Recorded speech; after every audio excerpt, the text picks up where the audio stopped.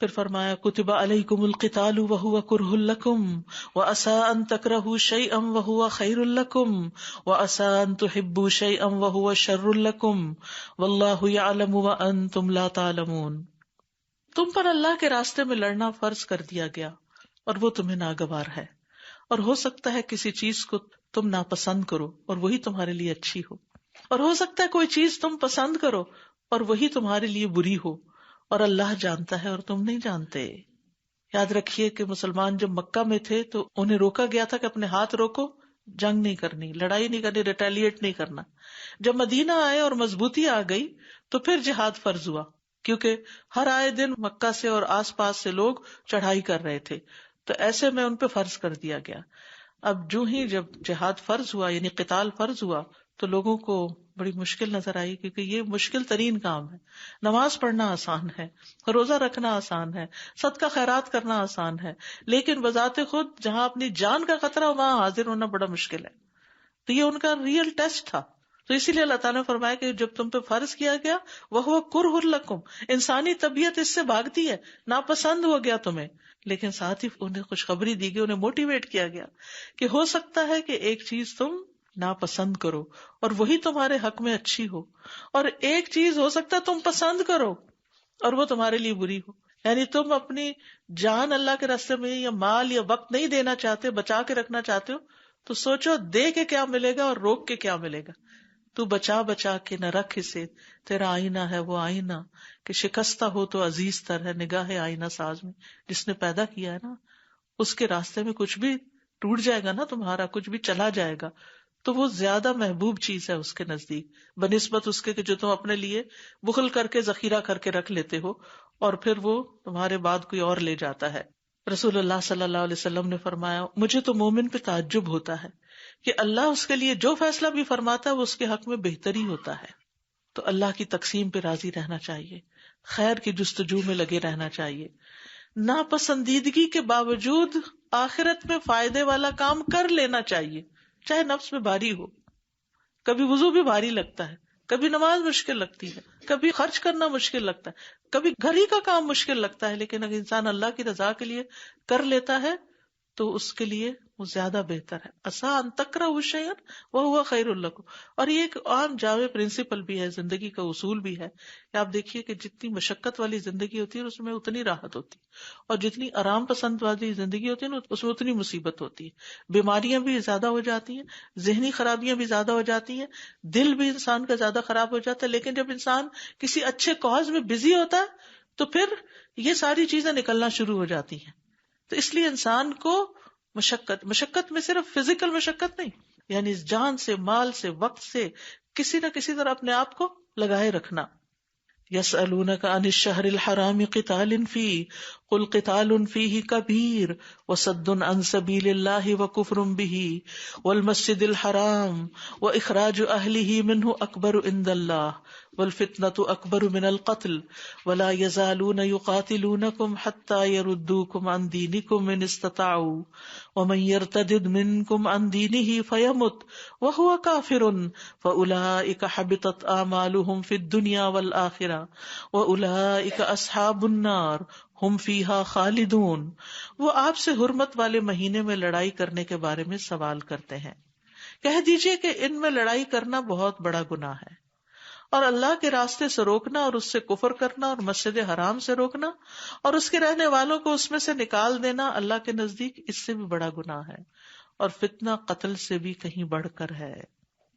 اور یہ لوگ ہمیشہ تم سے لڑتے رہیں گے یہاں تک کہ اگر وہ استطاعت رکھتے ہوں تو تمہیں تمہارے دین سے پھیر دیں، اور جو کوئی تم میں سے اپنے دین سے پھر گیا پھر مر گیا اس حال میں کہ وہ کافر ہے تو ایسے لوگوں کے اعمال دنیا اور آخرت میں ضائع ہو گئے، اور یہی لوگ آگ کے ساتھی ہیں، وہ اس میں ہمیشہ رہنے والے ہیں.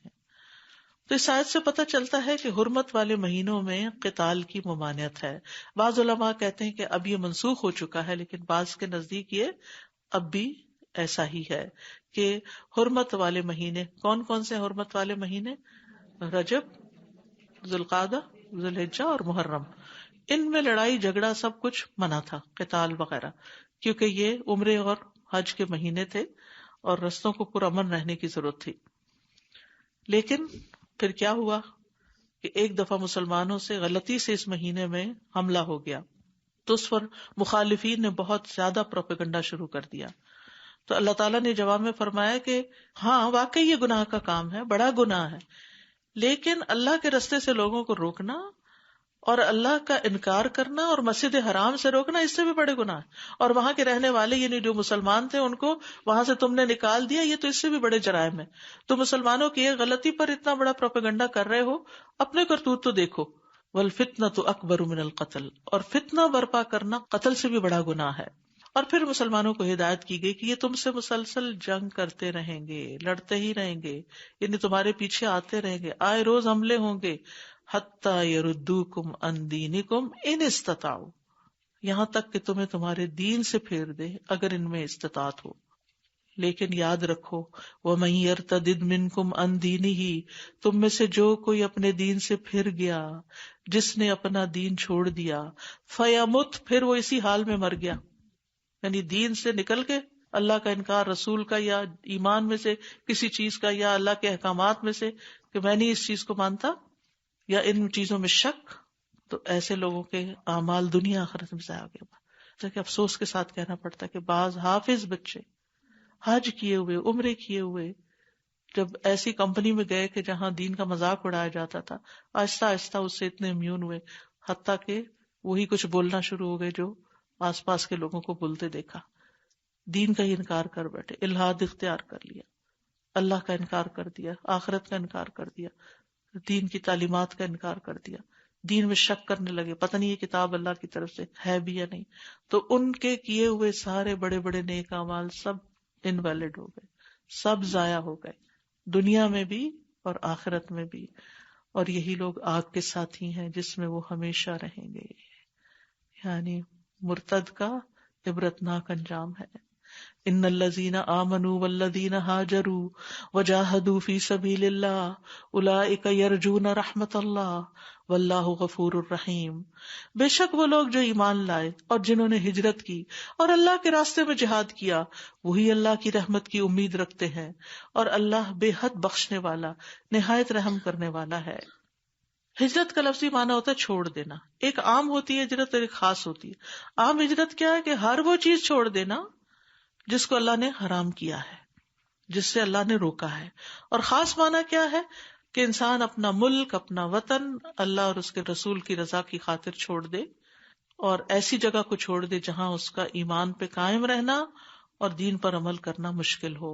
جیسے مکہ سے مسلمانوں نے ہجرت کر کے مدینہ کا سفر اختیار کیا، اور افضل ہجرت اس کی ہے جس نے اس چیز کو چھوڑ دیا جس کو اللہ نے اس پر حرام کیا تھا.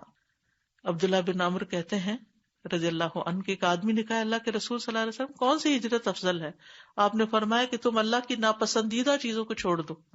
اور پھر ہجرت کے بعد وجاہدوا فی سبیل اللہ، اور اللہ کے راستے میں سخت جد و جہد کی. مجاہد کون ہوتا ہے؟ نبی صلی اللہ علیہ وسلم نے فرمایا مجاہد وہ ہوتا ہے جو اللہ کی اطاعت کے معاملے میں اپنے نفس سے جہاد. یاد رکھیے کسی کو سمجھانا آسان ہے، اپنے آپ کو سمجھانا بڑا مشکل ہوتا ہے، کیونکہ نفس کئی تعویلیں کر لیتا ہے، کئی بہانے ڈھونڈ لیتا ہے غلط کام کرنے کے. رسول اللہ صلی اللہ علیہ وسلم نے فرمایا اللہ عز و جل کی ذات کی خاطر تیرا اپنے نفس اور اپنی خواہش سے جہاد کرنا افضل ہے، اور لوگوں میں سب سے افضل وہ ہے جو اپنے مال اور اپنی جان کے ساتھ اللہ کے راستے میں جہاد کرتا ہے. جہاد کو عام طور پہ ایک بڑا غلط معنی دے دیا گیا ہے، شاید ظلم و ستم کے معنی میں کہ دوسروں پر ناجائز حملے کرنا، حالانکہ ایسا نہیں ہے. لفظی معنی اس کا یہ کہ اللہ کے راستے میں سخت محنت کرنا، چاہے اپنی ذات کے ساتھ ہو چاہے اپنے ماحول کے ساتھ ہو. بعض ماحول کنڈیوسو ہوتے ہیں انسان کے لیے، کام کرنے بڑے آسان، سب کر رہے ہیں آپ بھی کریں، اور بعض جگہ ایسی ہوتی ہے کوئی بھی نہیں کر رہا اور ایک آپ کو آفس سے اٹھ کے جا کے نماز پڑھنی ہے، تو یہ مشکل کام ہوتا ہے. تو پھر اسی طرح دین کا علم سیکھنا، اس کو سکھانا، محنت کرنا، تبلیغ کے لیے نکلنا، اپنا مال لگانا، یہ ساری چیزیں جو ہیں یہ اسی میں شامل ہو جاتی ہیں.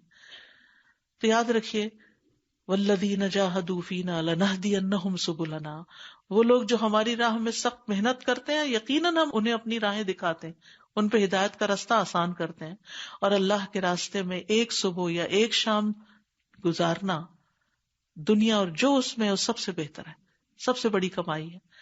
رسول اللہ صلی اللہ علیہ وسلم نے فرمایا تم پر اللہ تبارک و تعالیٰ کی راہ میں جہاد کرنا لازم ہے، کیونکہ اللہ کے راستے میں جہاد کرنا جنت کے دروازوں میں سے ایک دروازہ ہے جس کے ذریعے اللہ غم اور پریشانی سے نجات عطا کرتا ہے۔ اللہ کے راستے میں نکلنا غم اور پریشانی سے نجات کا باعث ہے، ڈپریشن کا علاج ہے، اور ہر طرح کی حفاظت کی ذمہ داری ہے اللہ کے اوپر۔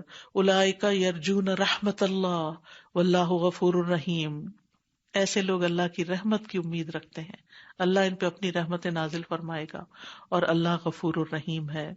پھر فرمایا یسألونک عن الخمر والمیسر قل فیہما اثم کبیر ومنافع للناس واثمہما اکبر من نفعہما ویسألونک ماذا ينفقون قل العفو کذالک یبین اللہ لکم الآیات لعلکم تتفکرون۔ وہ آپ سے شراب اور جوئے کے بارے میں سوال کرتے ہیں، ڈرنکنگ اور گیمبلنگ کے بارے میں، آپ کہہ دیجئے کہ ان دونوں میں بڑا گناہ ہے، یہ دونوں بڑے گناہ کے کام ہیں، اور لوگوں کے لیے کچھ فائدے بھی ہیں، اور ان دونوں کا گناہ زیادہ بڑا ہے ان دونوں کے فائدے سے، اور وہ سوال کرتے ہیں آپ سے کہ وہ کیا خرچ کریں، کہہ دیجئے کہ جو ضرورت سے زائد ہو۔ اس طرح اللہ تمہارے لیے اپنے احکام کھول کھول کے بیان کرتا ہے تاکہ تم غور و فکر کرو۔ شراب کے بارے میں قرآن مجید میں 4 آیات نازل ہوئی ہیں۔ پہلی سورۃ النحل میں، اور کھجوروں اور انگوروں کے پھلوں سے جس سے تم نشہ آور چیز اور اچھا رزق بناتے ہو۔ دوسری یہی سورۃ البقرہ کی آیت۔ تیسری یا ایھا الذین آمنوا لا تقربوا الصلاۃ وانتم سکارى، اور چوتھی جس میں شراب کو مطلق طور پر حرام کر دیا گیا کہ رجس من عمل الشیطان فاجتنبوہ لعلکم تفلحون، کہ یہ گندے شیطانی کام ہے، یعنی شراب اور جوا اور آستانے اور پانسے وغیرہ، ان سے بچتے رہو تاکہ تم فلاح پاؤ۔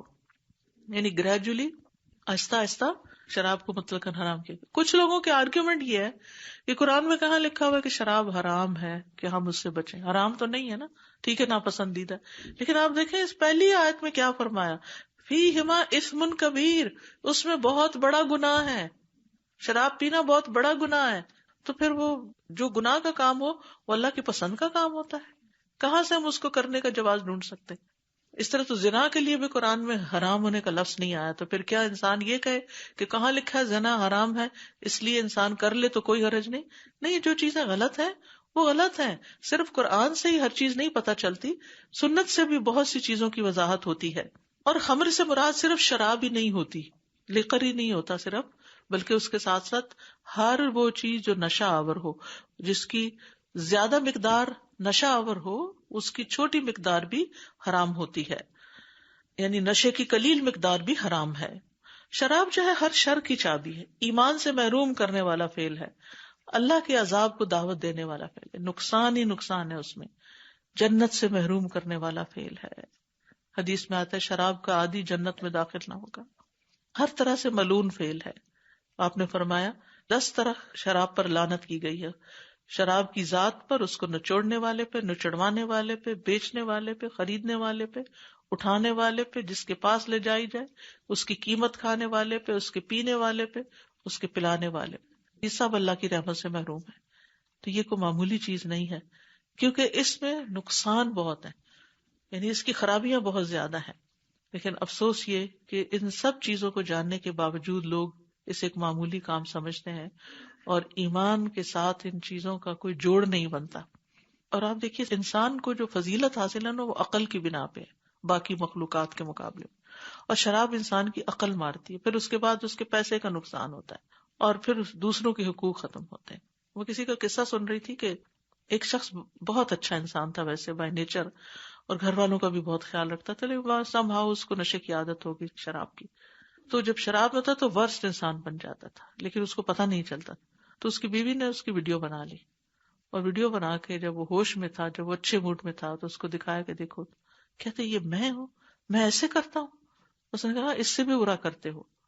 صرف یہ ایک واقعہ اس کی زندگی بدل گیا۔ اس نے کہا میں اپنے آپ کو اس حال میں نہیں دیکھنا چاہتا، کیونکہ مشکل یہ ہوتی ہے نا، شراب پی لیتا ہے انسان، جب عقل ماری جاتی ہے تو غلیظ ترین حرکتیں بھی کرتا ہے، حتیٰ کہ ماں بہن کا فرق بھی نہیں اس کو یاد رہتا، تو پھر ایسے میں انسان حیوانوں سے بھی نیچے گر جاتا ہے، کیونکہ انسان کو عقل جو ہے وہ زینت ہے، جو جتنا عقل مند، سمجھدار، اسمارٹ، بریلینٹ ہوتا ہے اتنا ہی زیادہ یعنی کہ دوسروں کو بھاتا ہے۔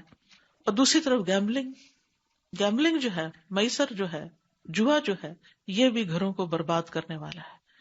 جوئے کا مطلب ہوتا ہے کہ انسان سے مال لے لیا جائے اور اس کا مال خطرے میں ہو، یعنی ایسی جگہ مال لگایا جائے.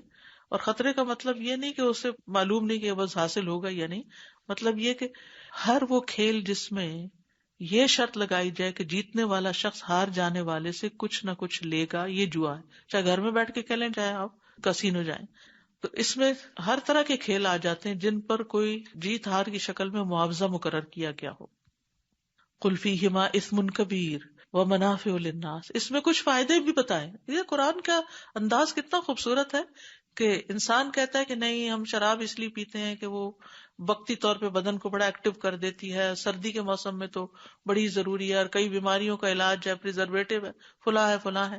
ٹھیک ہے، اللہ تعالیٰ بتاتے ہیں ہاں ہیں کچھ فائدے، حتیٰ کہ اس کے بزنس اگر چل پڑے تو بہت زیادہ پروفیٹیبل بزنس ہے. اور اسی طرح جوئے میں اگر کٹھے پیسے کسی کو مل جائیں تو بہت فائدے ہیں، لیکن ان کے نقصان ان کے فائدے سے زیادہ ہے. اس لیے اس سے بچنے کی ضرورت ہے. اور سب سے بڑا نقصان آخرت کا نقصان ہے. وَيَسْأَلُونَكَ مَاذَا يُنْفِقُونَ، اور وہ سوال کرتے ہیں کہ وہ خرچ کیا کریں. قُلِ الْعَفْوَ، کہہ دیجیے عفو، یعنی جو آسان اور سہولت سے ہو اور دل پہ شاک نہ گزرے بہت، یعنی جسے آسانی سے کر سکو. یعنی زائد از ضرورت مال خرچ کرنے میں خیر ہے کہ اتنا نہ دے انسان کہ وہ خود محتاج ہو جائے. جیسے وہ پیچھے میں نے حدیث سنائی ہے نا کہ وہ جو شخص نے پوچھا کہ میں کہاں خرچ کروں، تو سب سے پہلے ان پہ خرچ کرے جن پہ خرچ کرنا اس کی ذمہ داری ہے، ان کے نان نفقے کی ذمہ داری ہے، ان کو دے، ان کی ضروریات پوری کرے. پھر اس کے بعد یہ ہے کہ رشتہ داروں کو دے، یتیموں مسکینوں وغیرہ کو، جہاں جہاں جو ضرورت ہو. ٹھیک ہے، لیکن جو فرض ہے اسے چھوڑ کے نفل کی طرف جانا یہ درست نہیں ہے. اور پھر اتنا دے دینا کہ خود محتاج ہو جائے، انسان خود مانگنا شروع کر دے، یہ درست نہیں ہے. اور پھر یہ کہا کہ لعلکم تتفکرون فی الدنیا والآخرہ، دنیا اور آخرت کے معاملات میں. فی الدنیا والآخرۃ ویسألونک عن الیتامی قل اصلاح لہم خیر وان تخالطوہم فاخوانکم واللہ یعلم المفسد من المصلح ولو شاء اللہ لأعنتکم ان اللہ عزیز حکیم. دنیا اور آخرت کے معاملات میں، اور وہ آپ سے یتیموں کے بارے میں سوال کرتے ہیں. آپ کہہ دیجئے کہ اصلاح کرنا ان کے لیے بہتر ہے. اگر تم ان کو اپنے ساتھ شامل کر لو تو وہ تمہارے بھائی ہیں، اور اللہ جانتا ہے مفسد کو مصلح سے، اور اگر اللہ چاہتا تو تمہیں مشکل میں ڈال دیتا. بے شک اللہ بہت غالب، خوب حکمت والا ہے. تو آیت کا جو پہلے چھوٹا سا حصہ ہے، اس سے یہ پتہ چلتا ہے کہ انسان کو اپنے دین کے اوپر عمل کرنے کے لیے عقل استعمال کرنی چاہیے. اب آپ سوچ رہے ہوں گے نا کہ وہ شراب کی بات ہوئی، پھر مال خرچ کرنے کی، اور پھر غور و فکر کی بات. تو غور و فکر وہی کرے گا نا جس کی عقل کام کرے گی. یعنی تمہیں معلوم ہو جائے گا جب تم دین کی باتوں میں غور کرو گے کہ اللہ کے احکام میں دنیا اور آخرت کے کتنے فائدے پوشیدہ ہیں، اور تم اپنی دنیا کی ضروریات بھی پوری کرنے کے لیے خرچ کرو گے اور اپنی آخرت کے لیے بھی کرو گے. کیونکہ دنیا تو بہرحال ایک دن ختم ہو ہی جانی ہے، اور آخرت کا گھر سامنے ہے، تو اس کو آباد کرنے کے لیے انسان فکر کرے. اور پھر ایک اور سوال آیا کہ یتیموں کے ساتھ کیسا سلوک کیا جائے. اصل میں اس سے پہلے ایک آیت اتر چکی تھی جس میں آیا کہ جو لوگ ظلم کے ساتھ یتیموں کا مال کھاتے ہیں، انہیں پیٹ میں آگ بھرتے. تو صحابہ بڑے پریشان ہوئے، جن کے گھروں میں یتیم تھے انہوں نے ان کا کھانا الگ کر دیا، پانی الگ، ہر چیز الگ. بڑی مشقت ہو گئی کہ ان کا زیادہ پکا لو تو خراب ہو تو ضائع ہوتا ہے، کم پکاؤ تو ان کے لیے پورا نہیں ہوتا، اور الگ الگ انڈیا پکاؤ، الگ الگ گروسری کرو، الگ الگ چیزیں لاؤ، بہت مشکل ہو گئی. تو اللہ سبحانہ و تعالیٰ نے یہاں اس کی سہولت پیدا کر دی کہ اصل بات یہ ہے کہ ان کی اصلاح کے لیے جو چیز بہتر وہ کرو. ایک اصول دے دیا، قل اصلاح لہم خیر، ان کے بھلے، ان کے فائدے کے لیے اچھی نیت کے ساتھ جو کرو گے وہی اچھا ہے. اور اگر تم انہیں اپنے ساتھ ملا لو، یعنی کہ پرسنٹیج مقرر کر لو کہ ایک وہ ہے، دو آپ گھر کے بندے ہیں، جب خرچ کرنے لگو تو 2 حصے اپنے ڈالو، ایک اس کا ڈالو، اس طرح ملا کے بھی پکا لو، ملا کے کھلا دو تو خیر ہے. فَإِخْوَانُكُمْ، تو وہ تمہارے بھائی ہیں، تمہارے اپنے ہی ہیں. وَاللَّهُ يَعْلَمُ الْمُفْسِدَ مِنَ الْمُصْلِحِ، اور اللہ کو پتا ہے کہ مفسد کون ہے اور مصلح کون ٹھیک کر رہا ہے اور کون بگاڑ رہا ہے، کون یتیم کو نقصان دے رہا ہے اور کون یتیم کا فائدہ سوچ رہا ہے. وَلَوْ شَاءَ اللَّهُ لَأَعْنَتَكُمْ إِنَّ اللَّهَ عَزِيزٌ حَكِيمٌ. اور اگر اللہ چاہتا تو تمہیں مشکل میں ڈال دیتا. انت کہتے ہیں اس مشقت کو جس میں ہلاکت کا اندیشہ ہو، لیکن اللہ نے تمہارے لیے مشقت نہیں ڈالی، آسانی اور وسعت پیدا کر دی. ان اللہ عزیز حکیم، بے شک اللہ غالب ہے، خوب حکمت والا ہے. ولا تنكحوا المشركات حتى يؤمنن ولأمة مؤمنة خير من مشركة ولو أعجبتكم ولا تنكحوا المشركين حتى يؤمنوا ولعبد مؤمن خير من مشرك ولو أعجبكم أولئك يدعون إلى النار والله يدعو إلى الجنة والمغفرة بإذنه ويبين آياته للناس لعلهم يتذكرون. اور تم مشرک عورتوں سے نکاح نہ کرو حتیٰ کہ وہ ایمان لے آئیں، اور ایک مومن لونڈی مشرک عورت سے یقیناً بہتر ہے اگرچہ وہ تمہیں اچھی لگے. اور تم اپنی عورتوں کا نکاح مشرک مردوں سے نہ کرو یہاں تک کہ وہ ایمان لے آئیں، اور ایک مومن غلام مشرک مرد سے یقیناً بہتر ہے اگرچہ وہ تمہیں اچھا لگے. یہ مشرک لوگ آپ کی طرف بلاتے ہیں اور اللہ تمہیں اپنے اذن سے جنت اور مغفرت کی طرف دعوت دیتا ہے اور اپنی آیات لوگوں کے لیے واضح کرتا ہے تاکہ وہ نصیحت حاصل کریں. آپ دیکھیے کہ یہاں سب کے ساتھ جو مل کر رہتے ہیں تو بچے جب بڑے ہو جاتے ہیں تو پھر شادیوں کے معاملات میں ان احکامات کا ان کو بھی پتہ ہونا چاہیے اور آپ کو بھی پتہ ہونا چاہیے. سب سے پہلی بات یہ کہ ابتداء اسلام میں چونکہ مسلمان جو تھے بہت سے پہلے مشرک ہی تھے تو ان کے بہت سے رشتہ دار مشرکین میں سے تھے، تو پھر یہ مسلمان ہو بھی گئے تھے تو ان کی آپس میں شادیاں وغیرہ تعلقات قائم تھے. لیکن اس کے بعد پھر اللہ تعالیٰ نے یہ آیت اتار دی کہ نہیں، اب یہ نہیں ہو سکتا. اگر مرد یا عورت نے شرک کیا تو نکاح ختم ہو جائے گا، اور مشرک عورت کی طرف پیغام بھیجنا یا نکاح کی پیش قدمی کرنا حرام ہے. یعنی ایسے لوگ کہ جو شرک کرتے ہوں، چاہے وہ ریلیجن کوئی بھی ہو، لیکن شرک جو ہے وہ پسندیدہ نہیں. ہاں، اہل کتاب کی عورتیں جو ہیں وہ اس سے مستثنا ہے. ایک عورت جو ہے وہ یہودی ہے یا عیسائی ہے تو اس سے نکاح ہو سکتا ہے، لیکن دو شرائط پر.